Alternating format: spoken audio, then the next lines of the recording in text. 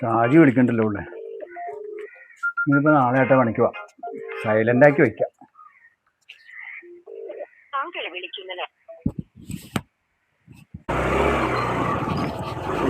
ഓ പണി പാളിയില്ല. രാവിലെ വരാന്നും പറഞ്ഞുകൊണ്ട് പുള്ളി ഇവിടെ ഇരുന്ന രാവിലെ വരാന്നും പറഞ്ഞുകൊണ്ടല്ലേ ഇയാള് ഞാൻ ഒരു പണി ഏറ്റത്.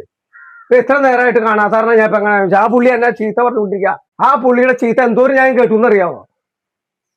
എത്ര മണിക്കൂറായി ഞാൻ ആ സാധനമൊക്കെ അവിടെ കൊണ്ടുവച്ചേക്കണെന്ന്. 2 തുള്ളി മഴ ഇതെന്ന് പറഞ്ഞുകൊണ്ടാണ് ഈ നോക്കിയത്. എന്തിട്ടു മഴ? അവിടെ ഒരു മഴ ഉണ്ടായില്ല. ആ പുള്ളി പറഞ്ഞുകൊണ്ട് നോക്കിയിരിക്കുന്നു. ഇപ്പൊ പോയിട്ട് എന്താ കാര്യം?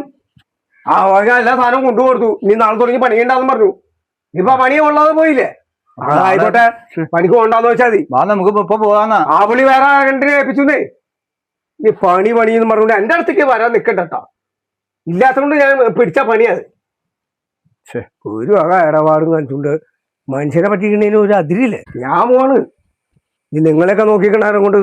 അല്ല നമുക്ക് നാളെ പോകാൻ പാടില്ല. നാളെ എന്ന് പറഞ്ഞാൽ ആ പുള്ളി വരാനാണ്ടിനെ ഏൽപ്പിച്ചു. നീ നാളെ എന്ന് പറഞ്ഞുകൊണ്ട് എന്റെ അടുത്തേക്ക് വരാനില്ല. ഞാനിപ്പോ ആ പണി ഞാൻ വിട്ട് കാട്ടി കളിച്ചു. ആ സാധനമൊക്കെ ഞാൻ കൊണ്ടു കൊടുക്കുകയും ചെയ്യും. പിന്നെ ഞാൻ ഇയാൾ വല്ലത്തേക്കും അല്ല പോലെ അത് നാളെ പോ. വേണ്ട, പണിയും വേണ്ട, കിളിയും വേണ്ട.